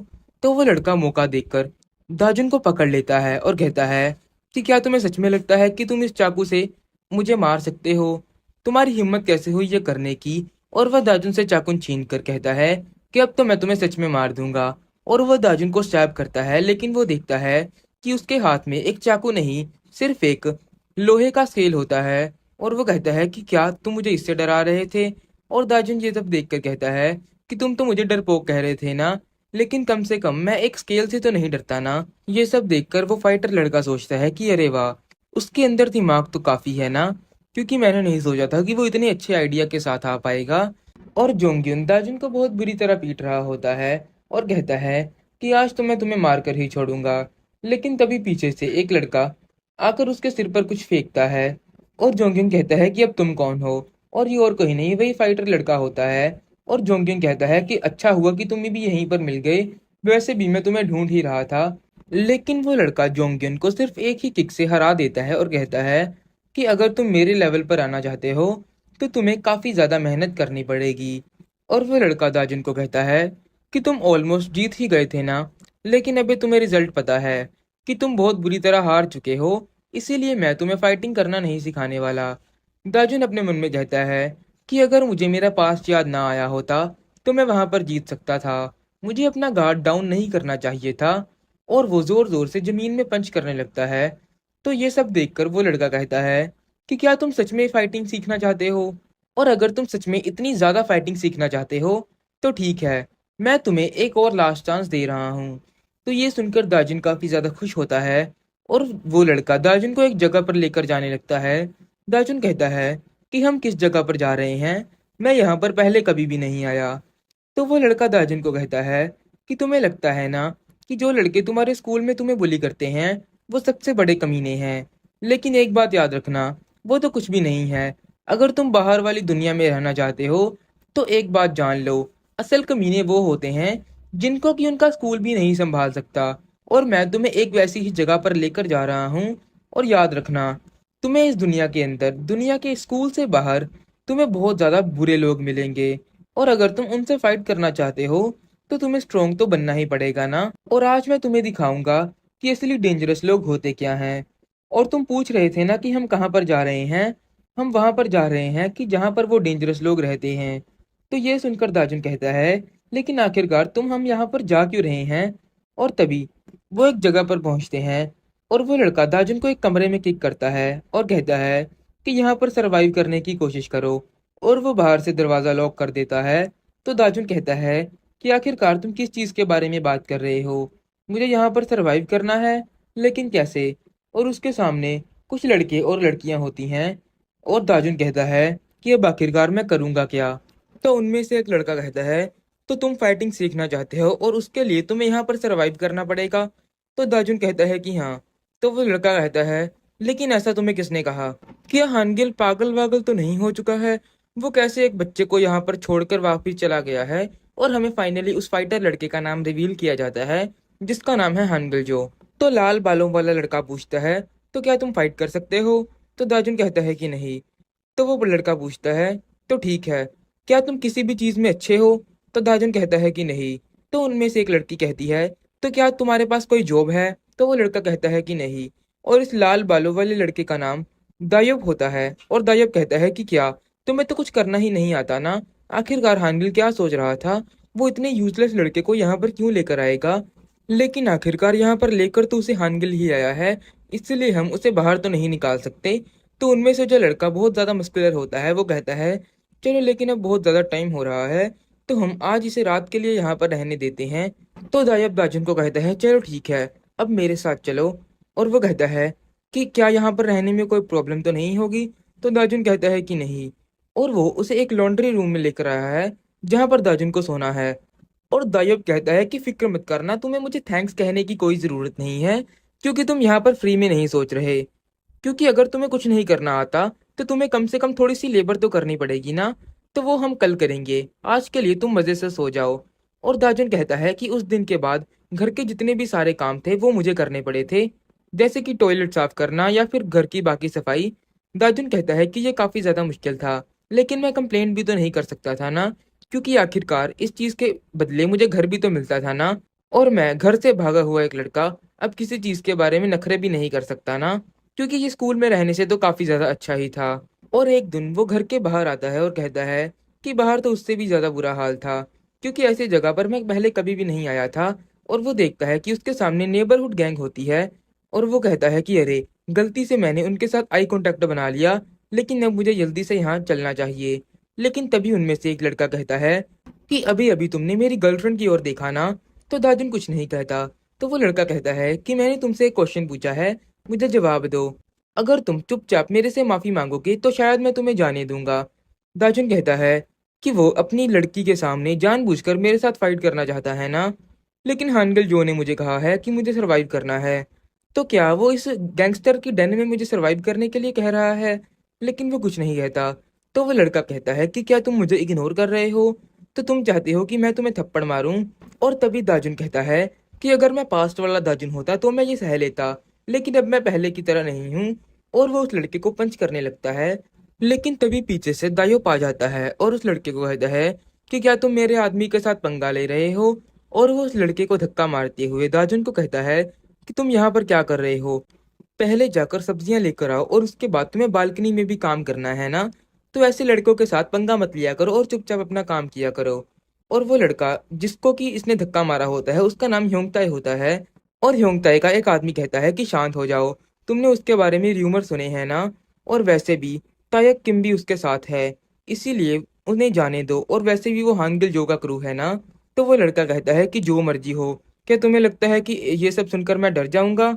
और वो एक चाकू लेता है और दोयब के ऊपर अटैक करने के लिए बढ़ता है और कहता है कि तुमने मुझे धक्का दिया, तुम कहाँ पर जा रहे हो?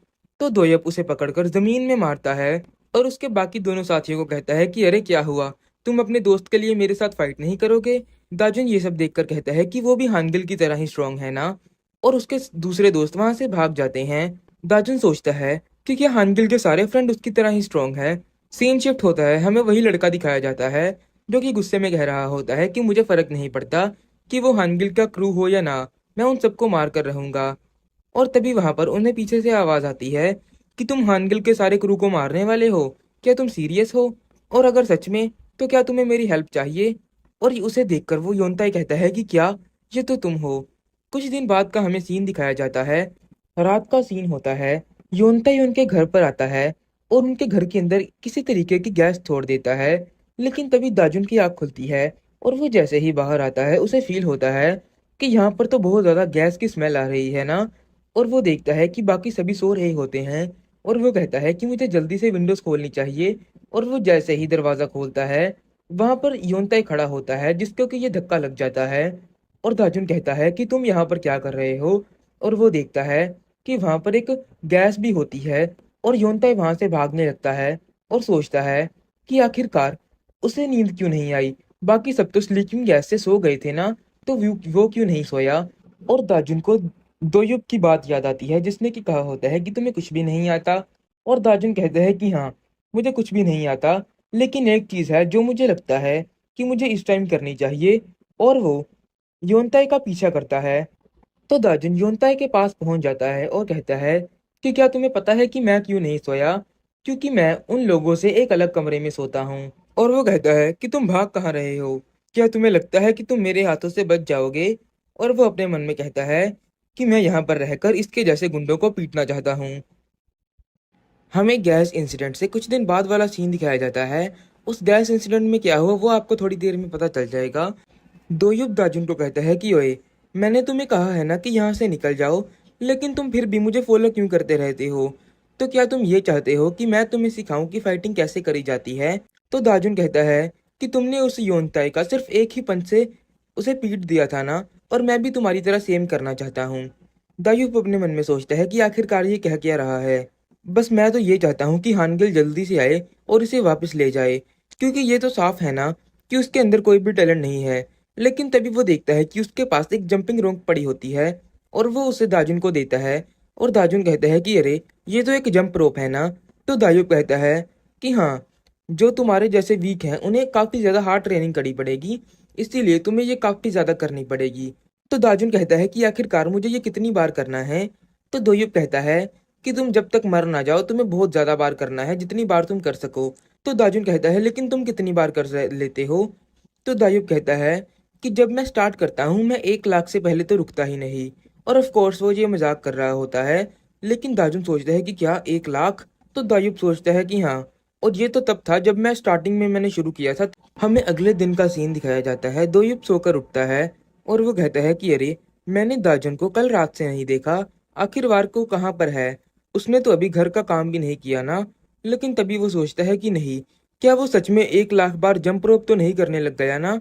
मैं तो सिर्फ उसके साथ मजाक कर रहा था ना। लेकिन फिर वो कहता है कि नहीं नहीं, वो तो वैसे भी बहुत ज़्यादा वीक है, वो ये कैसे ही कर सकता है? लेकिन तभी वो देखता है कि दाजुन अभी भी जंप रोप कर रहा होता है, और वो कहता है कि क्या ये पागल सारी रात जागकर जंप रोप कर रहा था? और वो कहता है कि क्या तुम पागल हो गए हो? दाजुन कहता है कि नहीं, अभी तो मेरे पास सिर्फ 47,000 और पड़ी हैं। अभी मुझे काफ़ी ज़्यादा और करनी है, क्योंकि मैं भी तुम्हारी तरह स्ट्रॉन्ग बनना चाहता हूँ ना। तो दायुब कहता है कि क्या तुम्हें सच में लगा था कि तुम 1 लाख जंप रोप करके स्ट्रॉन्ग बन जाओगे? अब जाकर पहले घर का काम करो। और वो सोचता है कि आखिरकार ये लूजर फाइटिंग सीखने के लिए इतना ज़्यादा डेस्परेट क्यों है। और तभी हमें उस गैस इंसिडेंट वाले दिन का सीन दिखाया जाता है, जहाँ पर दाजुन योनताई पर अटैक कर रहा होता है। तो योनताई कहता है कि तुम मुझे बहुत ज़्यादा गुस्सा चढ़ा रहे हो, और वो दाजुन को पीटने लगता है और कहता है कि ये तो एक कंप्लीट लूजर है ना, और मैं तो काफ़ी टाइम से भाग रहा हूँ। लेकिन दाजुन कहता है कि नहीं, तुम मुझसे नहीं भाग सकते। तो योनताई कहता है कि क्यों तुम मेरे पीछे पड़े हुए हो? मुझे फॉलो करना बंद करो, मेरे पास तुम्हारे लिए टाइम नहीं है। और वो कहता है कि मैं हानगिल के क्रू को मारने में फेल हो गया, इसीलिए मुझे यहाँ से ये सब छोड़कर भागना पड़ेगा, इससे पहले कि वो मुझे पकड़ ले। और हमें नहीं बताया जाता कि ये किसकी बात कर रहा है, लेकिन ये हानगिल या उसके क्रू की बात नहीं कर रहा। और वो कहता है कि मैं तो पहले ही उस ग्रुप का टारगेट हूं ना। लेकिन तभी पीछे से दाजुन उसे पकड़ लेता है और उसे धक्का देकर कहता है कि तुम मुझे से नहीं भाग सकते, और आखिरकार तुम किस ग्रुप की बात कर रहे थे? लेकिन तभी योनताई अपनी जेब से चाकू निकालकर उसे एक स्लैश देता है और कहता है कि तुम्हें मेरा पीछे नहीं करना चाहिए था। मैंने तुम्हें कहा था ना कि मेरे पीछे मत आओ। दाजुन सोचता है तो ऐसा फील होता है जब तुम्हारे सामने कोई चाकू लेकर खड़ा होता है। योनताई कहता है कि तुम्हें क्या लगता है कि मैं तुमसे इसलिए भाग रहा था क्योंकि मैं तुमसे डरता हूँ? तुम्हें सिर्फ चुपचाप अपने घर पे रहना चाहिए था ना। तुम मेरे पीछे आए हो और अब तुम इस बात के लिए पछताओगे। और वो दाजुन के लगातार स्लाइस कर रहा होता है। दाजुन गिर जाता है और सोचता है कि मुझे कुछ तो करना पड़ेगा। और तभी वो एक ब्रिक लेकर उस पर अटैक करने की कोशिश करता है, लेकिन वो ब्रिक टूट जाती है और योनताई दाजुन के चाकू मारने वाला होता है। और हमें दोजुप के घर का सीन दिखाया जाता है, जहाँ पर वो सभी कह रहे होते हैं कि अरे ये क्या हुआ। और जो मस्कुलर लड़का होता है वो कहता है कि मैं अभी भी ये बिलीव नहीं कर पाता, आखिरकार ये सब किसने किया है? तो दूसरा लड़का कहता है कि लेकिन आखिरकार हमें बचाया किसने है? दाजुन तो यहाँ पर नहीं है, तो क्या ये उसने हमें बचाया है? तो दोयुब कहता है कि हाँ, जो जिस भी आदमी ने ये किया है दायूब उसके पीछे गया है। तो दूसरा लड़का कहता है कि क्या, लेकिन मुझे लगता है कि इसमें तो काफ़ी ज़्यादा डेंजरस लड़के इन्वॉल्व होंगे ना, तो उसे ऐसे चीज़ नहीं करना चाहिए था। ऐसे तो दाजुन मारा जाएगा ना? तो दोयुब कहता है कि नहीं, मुझे नहीं लगता कि वो मारा जाएगा।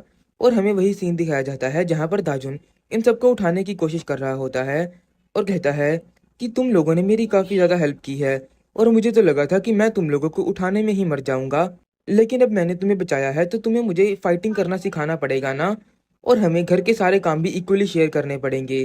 तो दोयब कहता है कि अब यहाँ से चले जाओ। तो दाजुन कहता है कि मुझे लगता है कि अब वो थोड़ी सी होश में आ चुका है। और वो कहता है तो फिक्र मत करो, मैं उस लड़के को पकड़ने जा रहा हूँ जिसने ये सब किया है, और मैं उसे कैच करके ही रहूंगा। और दायूब कहता है कि वो बिना फाइट के तो कभी भी पीछे नहीं हटने वाला ना। वो जितना देखने में लगता है वो उससे भी ज़्यादा पागल है। और हमें दाजुन का सीन दिखाया जाता है जहाँ पर दाजुन उस चाकू को अपने हाथ से ही रोक लेता है। योनताई कहता है कि क्या ये पागल हो गया है, अपने हाथ से आखिरकार कैसे कोई चाकू रोक सकता है। तो दाजुन कहता है कि तुमने तो मुझे कहा था ना कि तुम मुझे मारने वाले हो, तो क्या तुम्हें सच में लगता है कि तुम इतने वीक तरह से मुझे मार पाओगे?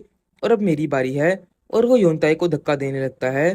तो योनताई कहता है कि आखिरकार ये लड़का क्या कर रहा है, और वो समझ जाता है कि वो दोयुब की टेक्निक को कॉपी करने की कोशिश कर रहा है। और वो कहता है कि क्या तुम्हें सच में लगता है कि तुम इस बेकार टेक्निक के साथ मुझे नीचे फेंक पाओगे? ये सब मेरे पे काम नहीं करेगा, इसीलिए अब स्ट्रगल करना बंद करो और चुपचाप मर जाओ। तो दाजुन हंसने लगता है और कहता है कि तुम्हें किसने कहा है कि मैं तुम्हें नीचे फेंकने की कोशिश कर रहा था? तो योनताई को कुछ समझ नहीं आता, और तभी दाजुन योनताई को लेकर खुद भी नीचे कूद जाता है। योनताई के हाथ से चाकू छूट जाता है। वो दोनों नीचे काफी जोर से गिरते हैं। दाजुन खड़ा होता है और कहता है कि मुझे उसे खत्म करना पड़ेगा, और वो अपने पास एक पत्थर उठाता है। लेकिन वो देखता है कि एक पिलर में बजने की वजह से योनताई पहले ही बेहोश हो चुका है। और वो काफी ज्यादा खुश होता है और कहता है कि मैं जीत गया। पहली बार है कि जिस लड़के ने मुझे बुली किया है, मैंने उसके ऊपर अपना रिवेंज ले लिया है।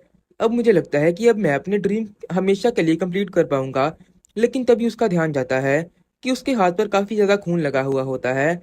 और वो चेक करता है कि जो चाकू होता है वो उसके भी लग चुका है। और वो ये सब देखकर वहां से बेहोश हो जाता है। दाजुन सोचता है कि मैंने लगा था कि मुझे एक प्रॉपर रिवेंज मिल गया है, लेकिन आखिरकार क्या अब मैं मर जाऊंगा? दाजुन की आंख खुलती है और वो देखता है कि उसके सारे फ्रेंड्स उसके सामने होते हैं। दोयुब कहता है तो अब तुम फाइनली उठ चुके हो ना? दाजुन कहता है कि मेरी रन अवे फैमिली की हेल्प से आज मैं जिंदा हूँ, और हॉस्पिटल वालों ने कहा है कि ये मेरी चोट ज्यादा गहरी नहीं थी, इसलिए मैं जल्दी ही ठीक हो जाऊंगा। दोयुब कहता है कि अरे तुम्हें तो इतनी चोट भी नहीं लगी है, तुम बिल्कुल ठीक तो हो ना? और दाजुन को पता लगता है कि जब उन सबने दाजुन को ढूंढा था तो योनताई वहां से भाग चुका था। तो दायुब कहता है कि फिक्र मत करो, हमें पता है कि तुम नहीं जीते थे ना, तुम हार चुके थे, लेकिन फिर भी हम तुम्हारी विश तो जरूर पूरी कर देंगे, क्योंकि आखिरकार तुमने हमारी जान तो बचाई थी ना। और जो मस्कुलर लड़का होता है वो कहता है कि हाँ, मैं अभी भी यकीन नहीं कर पा रहा कि तुमने उसके साथ ही जंप किया था, लेकिन फिर भी जिस लड़के को हानगिल यहाँ पर लेकर आया है उससे मैं कुछ कम एक्सपेक्ट तो नहीं कर सकता ना। और तभी वहां पर हानगिल आ जाता है और कहता है कि दाजुन, तो आखिरकार तुम सरवाइव कर गए ना? तो अब टाइम आ चुका है जब मैं तुम्हें सिखाऊंगा कि फाइट कैसे करी जाती है, इसीलिए अगर तुम यहाँ से भागना चाहते हो तो अभी के अभी यहाँ से भाग जाओ। तो दाजुन कहता है कि नहीं, मैं फाइटिंग सीखने के लिए तैयार हूँ। दाजुन कहता है कि जब मैं हॉस्पिटल से डिस्चार्ज हुआ था तो मेरी रनअवे फैमिली मुझे दिखाना चाहती थी कि वो मेरे लिए काफ़ी ज़्यादा थैंकफुल हैं, इसीलिए फाइट तो वो मुझे सिखाते ही, लेकिन उसके साथ साथ वो मेरी एक और विश पूरी करना चाहते थे, इसलिए मैंने उन्हें एक बीबीक्यू पार्टी के लिए कहा था। और उनमें से एक लड़का कहता है कि दाजुन, क्या तुम श्योर हो कि तुम सिर्फ एक बीबीक्यू पार्टी ही चाहते हो? और दाजुन बहुत ज्यादा भुखड़ों की तरह वो सब कुछ खा रहा होता है। तो दोयुब कहता है कि अरे तुम ऐसे मत खाओ, नहीं तो लोगों को लगेगा कि हम तो तुम्हें खाने के लिए कुछ देते ही नहीं थे। लेकिन दाजुन सच में ऐसे ही खा रहा होता है जैसे कि उसे बहुत कम खाने को मिला हो, और ये सच है क्योंकि उसे बहुत कम खाने को मिलता था। तो वो लड़की कहती है कि दायुब, ये सब तुमने किया है ना? तुमने ही कहा था कि हमें उसे कम खाना देना चाहिए। तो दायुब कहता है कि नहीं, मैंने ये अकेले नहीं किया, तुम लोग भी मेरे साथ ही थे ना। और उनमें से एक लड़का कहता है कि हमें माफ कर दो, हम भी वही सब लोग हैं जो कि अपने घरों से भागे हैं, इसीलिए अगर तुम हमारे घर में अचानक से आओगे तो हम तुम्हें अचानक से प्यार तो नहीं दिखा सकते ना। तो दाजुन कहता है कि हाँ, मैं समझ सकता हूँ, और मुझे भी नहीं कोई आइडिया था कि बाहर रहना इतना ज़्यादा मुश्किल हो सकता था, क्योंकि मैं तो एक ऑर्डिनरी लाइफ जीना चाहता था और मुझे कभी नहीं पता था कि मेरे साथ ऐसा होगा। तो दोयुब कहता है कि तुम्हें क्या लगता है कि ये सिर्फ तुम्हारे साथ ही हुआ है? हम सबकी स्टोरी भी ऐसी ही है, हम भी एक टाइम पर सिर्फ एक नॉर्मल लाइफ चाहते थे, लेकिन ऐसा किसी के साथ नहीं हुआ, और हमें से तो कुछ लोगों को घर से ही निकाल दिया गया था। लेकिन हाँ, अगर तुम्हारे पास घर है जाने को तो तुम्हें वहां जाना चाहिए, क्योंकि हमें पता है कि अब से तुम्हें गलियों में रहना पड़ेगा, और तुम जैसे रहना चाहते हो तुम वैसे नहीं रह सकते। लेकिन मुझे इतना तो ज़रूर पता है कि अगर तुम्हें ऐसे रहना पसंद है तो तुम इस चीज़ को हेट नहीं करोगे। चाहे तुम्हें एक गरीब की तरह रहना पड़ेगा, लेकिन तुम अपनी लाइफ को खुलकर तो ज़रूर जियोगे। तो दाजू स्माइल करने लगता है और वो अपने मन में कहता है कि मुझे नहीं याद कि मैंने कितने टाइम बाद स्माइल किया है। उस गैस के इंसिडेंट को काफ़ी ज़्यादा टाइम हो जाता है, और इससे दायुन की काफ़ी ज़्यादा लाइफ भी चेंज हो जाती है। जैसे कि सबसे पहले अब उसे लॉन्ड्री रूम में नहीं सोना पड़ता था, लेकिन उसे सबके साथ सोना पड़ता था, जहाँ पर कि सोना बहुत मुश्किल है। और दाजुन कहता है कि मुझे नहीं पता कि यहाँ पर सोना अच्छा हुआ या बुरा। और दूसरी चीज़, उसे सबके साथ कंफर्टेबली पेश आना था ना, जो कि उसके लिए काफ़ी ज़्यादा मुश्किल था। क्योंकि उनकी एज में ज़्यादा डिफरेंस नहीं था।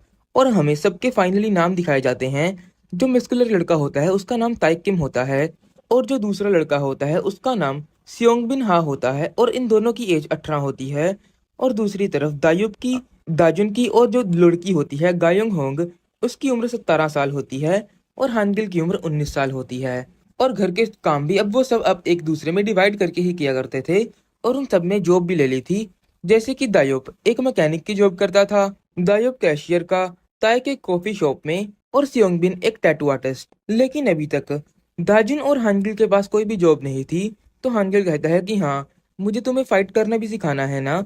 तो दाजिन कहता है, लेकिन क्या हम सब कुछ नहीं करेंगे, और घर के कामों के बारे में क्या।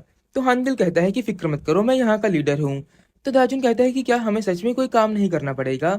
तो हानगिल कहता है कि तुम मुझ पर ट्रस्ट कर सकते हो। लेकिन सीन शिफ्ट होता है, दायब ताजुन को घर से निकाल लगता है और कहता है कि अभी तुम भी जाकर कुछ पैसे कमाओ, और अगर तुम ये नहीं कर सकते तो तुम्हें सारे घर के काम खुद ही करने पड़ेंगे, क्योंकि हानगल को तो तुमने देखा ही है, वो कुछ भी नहीं करता। और जब तुम पैसे कमाने लग जाओगे तो उसके बाद तुम अपनी फाइटिंग करना सीख सकते हो। और हानगल दाजुन को गुड लक कह के वहां से चला जाता है।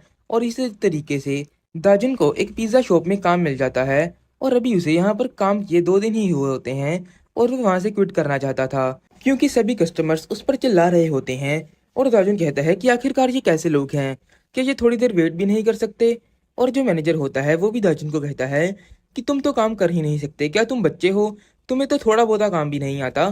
तो दार्जुन कहता है कि तुमने तो मुझे कुछ सिखाया भी नहीं ना, और ये तो एक वीकडे जॉब है, और इन लोगों से अच्छी तो मेरी रनअवे फैमिली है।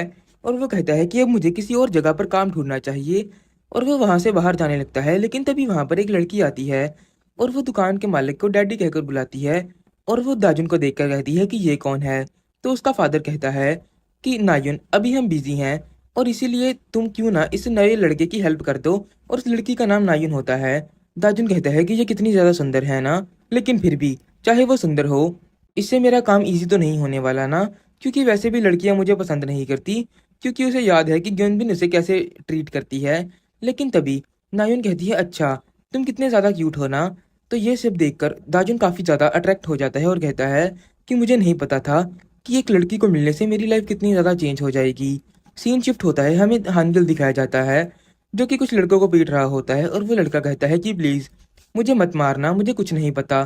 तो हानगल कहता है कि क्या तुम्हें सच में नहीं पता कि हमारे साथ ऐसा किसने किया था, कि जो गैस इंसिडेंट के लिए रिस्पॉन्सिबल है। तो कोई बात नहीं, मैं उसे खुद ढूंढकर खुद ही अपने हाथों से मार दूंगा।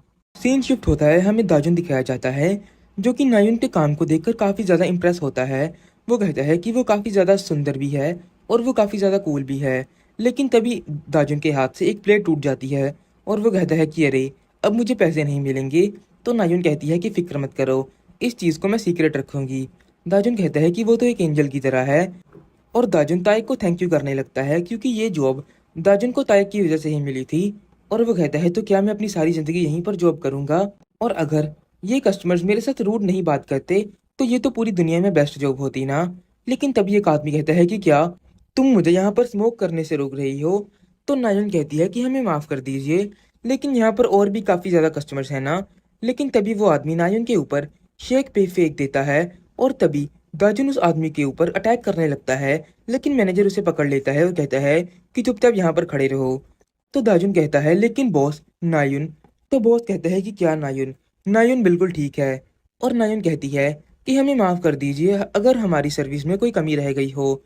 और वो बॉस कहता है कि उसकी जगह मैं आपके माफ़ी मांगता हूँ, वो यहाँ पर नहीं है, इसलिए हम आपकी अभी अभी ड्रिंक रिफ़िल कर देंगे। तो वो आदमी कहता है कि नहीं, मैं यहाँ से जा रहा हूँ, मुझे तुम्हारी ड्रिंक की कोई भी ज़रूरत नहीं है। तो दाजुन कहता है कि बॉस आप भी, लेकिन आप ये क्यों कर रहे थे। और वो कहता है कि आपने कुछ नहीं कहा, आखिरकार उसने नायुन के साथ कितना ज़्यादा बुरा बिहेव किया था ना। तो नायुन कहती है कि दाजुन मैं बिल्कुल ठीक हूँ। तो दाजुन कहता है कि वो लड़का बिल्कुल गलत था ना। तो मैनेजर कहता है कि दाजुन तुम क्या करने की कोशिश कर रहे हो, क्या तुम चाहते हो कि हमारा रेस्टोरेंट बंद हो जाए। तो दाजुन को कुछ समझ नहीं आता। तो नायुन कहती है कि फादर, दाजुन को कुछ नहीं पता, वो यहाँ पर नया है। और वो कहती है कि यहाँ पर हमारे नेबरहुड में एक बहुत ज़्यादा डेंजरस गैंग है, इसीलिए हमें नहीं पता कि अगर कोई उस गैंग से बिलोंग करता है या नहीं। इसीलिए हमें नए कस्टमर्स के साथ काफ़ी ज़्यादा केयरफुल रहना पड़ता है। क्योंकि हो सकता है कि वो उसी गैंग से बिलोंग करते हों। और बॉस कहता है कि क्या तुम्हें लगता है कि अगर मेरी डॉटर के साथ कोई ऐसा बिहेव करेगा तो मुझे अच्छा लगता होगा? लेकिन अगर हम उनकी बैड साइड पर आ गए तो सिर्फ हमारी दुकान ही नहीं, हमारी पूरी ज़िंदगी बर्बाद हो जाएगी। और ये तो मेरी गलती है कि मेरे पास नायन को पढ़ाने के लिए पैसे नहीं थे ताकि मैं उसे अच्छी नौकरी प्रोवाइड कर सकता, और हमें यहाँ पर ऐसे शर्मिंदगी में रहना पड़ रहा है। तो नायन कहती है कि फादर, आप फिक्र मत कीजिए, और वो दाजुन को भी थैंक्स करती है और कहती है कि मैं बिल्कुल ठीक हूँ, मैं स्कूल तो जा सकती हूँ ना, और मेरे फादर के पास मैं रेस्टोरेंट में काम करती हूँ, मेरे साथ इससे अच्छा क्या हो सकता है? दाजुन कहता है कि नायुन की एज भी मेरे जितनी है और वो मेरे से कितनी ज़्यादा मैच्योर है ना। नायुन के फादर रोने लगते हैं तो नायुन उन्हें चुप कराने लगती है और कहती है कि फिक्र मत करिए, मैं खुश हूँ। दाजुन कहता है कि मुझे लगता था कि मेरी लाइफ हार्ड है, लेकिन उसकी लाइफ तो मेरे से भी हार्ड है। और इसी टाइम के दौरान दाजुन को उसका फर्स्ट लेसन भी मिलता है। हानगिल कहता है, तो सबसे पहले तुम्हें अपना ये डर भगाना होगा कि जब तुम्हें कोई हिट करता है, और चाहे तुम लास्ट फाइट जीत गए थे, लेकिन तुम्हें खुश नहीं होना चाहिए, क्योंकि तुम क्या चाहते हो कि हर बार तुम सामने वाले अपोनेंट को लेकर साथ में कूदोगे। अगर ऐसा चलेगा तो तुम सिर्फ एक भी लड़के को नहीं डिफीट कर पाओगे। तो दाजुन कहता है, तो मुझे क्या करना पड़ेगा? तो हानगिल कहता है कि फिक्र मत करो, मैं तुम्हें रीशेप करने वाला हूँ। और क्या तुम्हें नहीं लगता कि तुम्हारे पेरेंट्स अभी तुम्हें ढूंढ रहे होंगे? तो दाजुन कहता है कि अगर वो मुझे ढूंढ भी रहे होंगे तो मैं वापस तो नहीं जा सकता ना। और दाजुन कहता है कि उसके बाद कुछ दिन हानगिल ने मुझे काफ़ी ज़्यादा हार्ड ट्रेनिंग दी, जिससे कि मैं ऑलमोस्ट मर ही जाने वाला था। डेली रनिंग, जंपिंग रोप, पुशअप, स्क्वाट, सिटअप्स और कुछ अजीब सा फुटवर्क। तो दाजुन कहता है कि क्या तुम श्योर हो कि तुम मुझे ठीक सिखा रहे हो? क्योंकि इस पूरी ट्रेनिंग में मैंने किसी पर अटैक करना तो सीखा ही नहीं ना। और वो कहता है कि मुझे फुटवर्क पर काम करने में कोई भी बुरा नहीं लगता, लेकिन फिर भी क्या तुम्हें लगता है कि इस चीज़ से मैं एक फाइट को जीत सकता हूँ? तो हानगिल कहता है कि मैंने तुम्हें पहले ही सिखाया हुआ है ना कि तुम्हें अपने सराउंडिंग्स को यूज़ करना है, उनकी ब्लूपमेंट्स को मूव करो, अपने अपोनेंट को ब्लाइंड करो, और जो भी तुम्हें वेपन दिखे उसे यूज़ करो। तुम्हें सिर्फ यही करना है। और हाँ, इसके लिए तुम्हारे सेंसेस काफ़ी ज़्यादा तेज़ होने चाहिए ना। इसीलिए मैं तुम्हें जो करने के लिए कह रहा हूँ तुम्हें सिर्फ वही करना है। तो दाजुन कहता है कि नहीं, बहुत हुआ ये ट्रेनिंग, अब मुझे सिखाओ कि किस पर अटैक कैसे किया जा सकता है। और वो एक वीडियो दिखाता है और कहता है कि मैं ये सब करना चाहता हूँ। तो ये सब देखकर हानगिल कहता है, तो अच्छा, तुम सिर्फ कूल दिखना चाहते हो ना। और वो अपनी बुक से दाजुन की अटैक करने की कोशिश करता है, लेकिन दाजुन उस अटैक को डॉज कर लेता है। तो ये देखकर हानगिल हैरान रह जाता है, और वो 2-3 लगातार अटैक करने की कोशिश करता है, लेकिन दाजुन उसके अटैक्स को डॉज कर देता है। तो हानगिल कहता है, चलो ठीक है, अब मैं तुम्हें सिखाऊंगा कि तुम अपनी फिस्ट को कैसे यूज़ करोगे, लेकिन उसके लिए मैं तुम्हें ये खुद करके दिखाऊंगा। तो दाजुन कहता है कि क्या? और हमें कुछ दिन बाद का सीन दिखाया जाता है। एक जगह पर एक लड़का किसी को पीट रहा होता है, और उसके साथ खड़ा लड़का कहता है कि कुछ दिनों से हानगिल हमारे साथ बहुत ज़्यादा पंगे ले रहा है, तो हमें क्या करना चाहिए? तो हमें एक लड़का दिखाया जाता है जिसका नाम ग्युंगच्योंग होता है, और ये लड़का तो नहीं, एक आदमी ही होता है। ग्युंगच्योंग कहता है, तो तुम क्या चाहते हो कि मैं क्या करूं?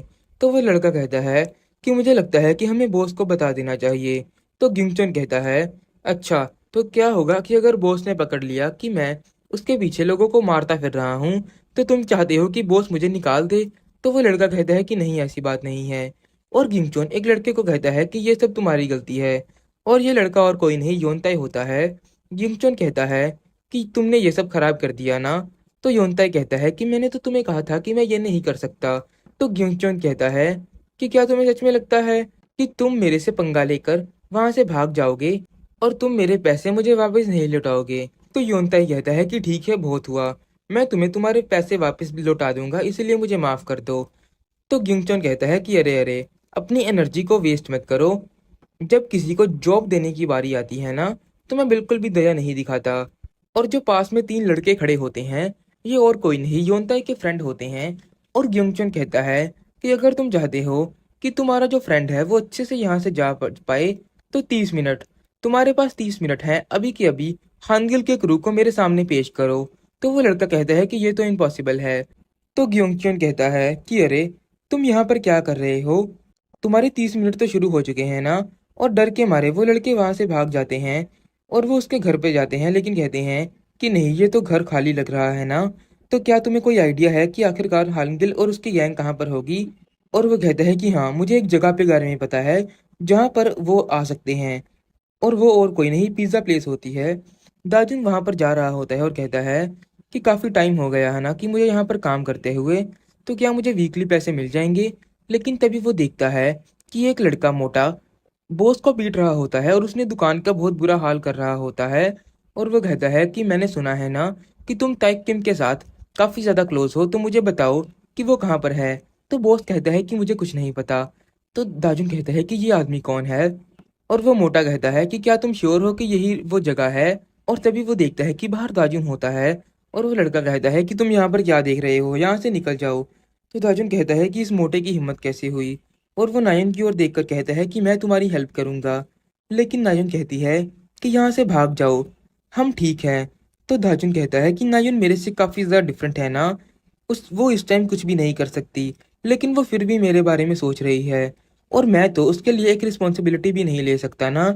लेकिन अब मैं ये नहीं सहूंगा। अब इस रेस्टोरेंट को प्रोटेक्ट करना मेरी जिम्मेदारी है, और नायन को प्रोटेक्ट करना भी मेरी एक जिम्मेदारी है।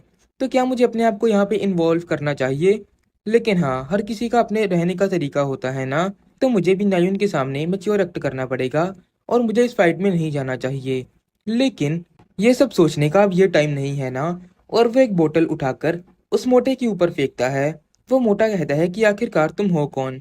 तो दाजुन कहता है कि मैं यहाँ का एक रेगुलर कस्टमर हूँ। और हमें मोटे के शरीर के बारे में बताया जाता है कि बाहर से तो वो काफ़ी मोटा लगता है, लेकिन उसके अंदर उसके पास सिर्फ मसल ही मसल है। और हैरान करने वाली बात तो ये है कि उसने आज तक अपनी लाइफ में कभी एक्सरसाइज की ही नहीं है, और वो सिर्फ अपने नेचुरल टैलेंट से ही लोगों को पीट देता था। और इसी की वजह से उसे स्कूल से निकाल दिया गया था।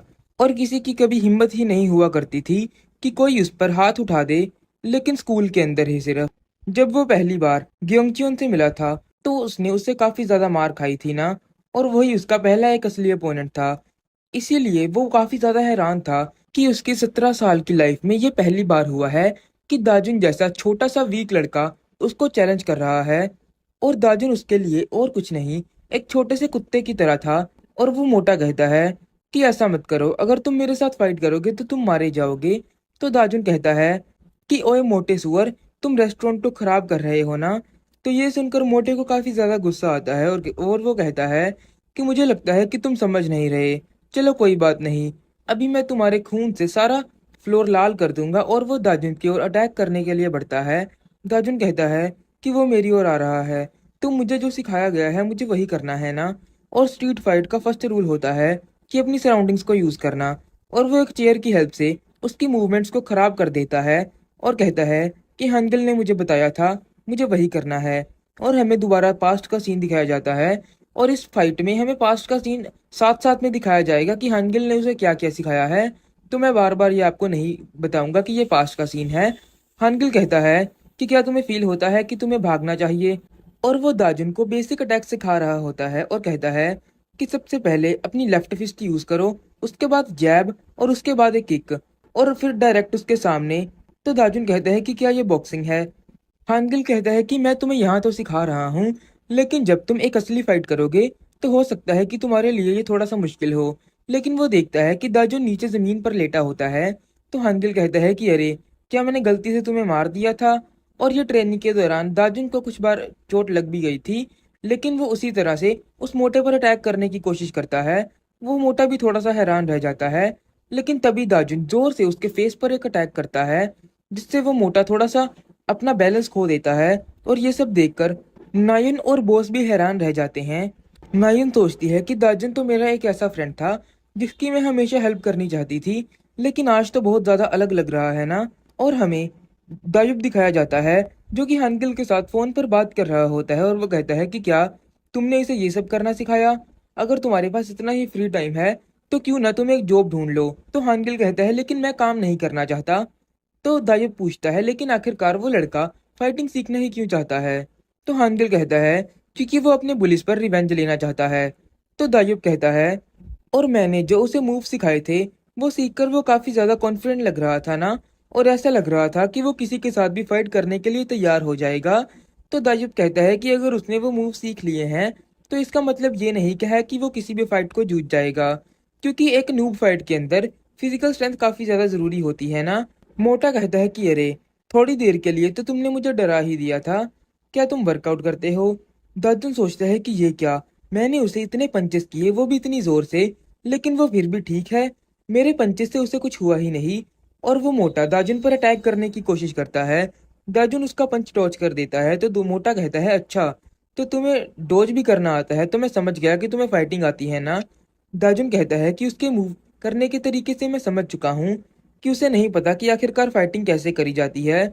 लेकिन फिर भी उसका साइज इतना बड़ा है कि अगर उसने एक बार मुझे पकड़ लिया तो मेरा तो काम वहीं पर तमाम हो जाएगा ना। वो मोटा कहता है कि भागना बंद करो और यहाँ पर आओ। दाजुन कहता है कि मुझे कुछ तो करना पड़ेगा ना, और मेरे पास कोई चॉइस नहीं है। और वो उसे पंच करता है और कहता है कि मुझे पीछे हटते रहना है, उसे पंच करते रहना है जब तक वो बेहोश ना हो जाए। काफी टाइम यही करते हुए बीत जाता है। दाजुन कहता है कि मैं काफी टाइम से यही कर रहा हूँ, लेकिन उसे देखकर लग रहा है कि उसे इस चीज का कोई फर्क नहीं पड़ रहा।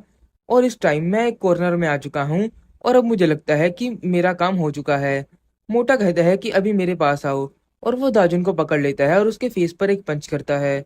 दाजुन कहता है कि उसके पंचेस काफी ज्यादा हैवी है ना। वो मोटा करता है कि मैंने तुम्हें कहा था ना कि अगर तुम मेरे साथ फाइट करोगे तो तुम मारे जाओगे। दाजुन सोचता है कि क्या स्टार्टिंग से ही उसे हराने का मेरे पास कोई चांस नहीं था। वो मोटा उसे ऊपर उठा लेता है और कहता है कि तुम्हें मेरी बात सुन लेनी चाहिए थी ना। दाजुन कहता है कि नहीं, मैं सांस नहीं ले पा रहा। लेकिन तभी पीछे से नायुन आकर उसकी हेल्प करने की कोशिश करती है और वो मोटा नायुन को धक्का देता है।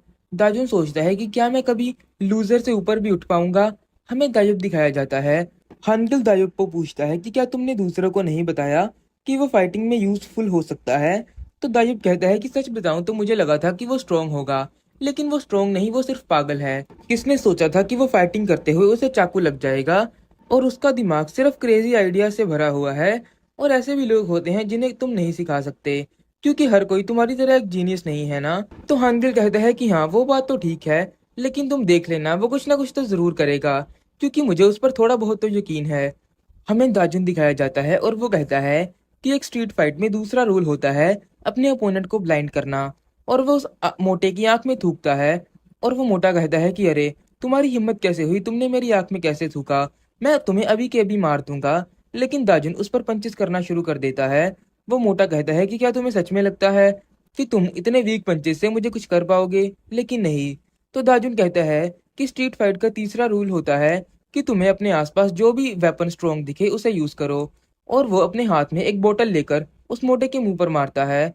वो मोटा सोचता है कि ये लड़का तो पागल है, लेकिन दाजुन उसे लगातार मार रहा होता है और कहता है कि नहीं, मैं और अब वेट नहीं कर सकता। नायुन कहती है कि दाजुन तुम्हारे हाथ से खून निकल रहा है। तो दाजुन अपने मन में कहता है कि इससे तो कुछ नहीं होने वाला, मुझे तो पेट में चाकू लग गया था, तो आखिरकार तुम्हें क्या लगता है कि इस छोटे से खून से मेरा कुछ हो जाएगा। और वो लगातार उस मोटे को पंचिस करता जाता है। और तभी दाजुन के पास नायुन आती है और कहती है कि दाजुन ये काफी है, अब वो पहले ही बेहोश हो चुका है। और वो मोटा बेहोश हो जाता है। बोस सोचता है कि क्या दाजुन ने उस इतने बड़े गुंडे को अकेले कैसे हरा दिया। दाजुन कहता है कि अगर मैंने तुम्हें यहाँ पर दोबारा कभी देखा तो मैं सच में तुम्हें मार दूंगा, तुम्हारे जैसे और सभी लड़कों को। दाजुन कहता है कि पिछली बार जैसे ये लक वाला काम नहीं था, मैं फाइनली अपनी मेहनत से जीता हूं ना। दाजुन कहता है कि बस मुझे थोड़ी सी और रेस्ट की जरूरत है। लेकिन तभी वहां पर दूसरे दो लड़के आ जाते हैं जो कि मोटे के साथ होते हैं।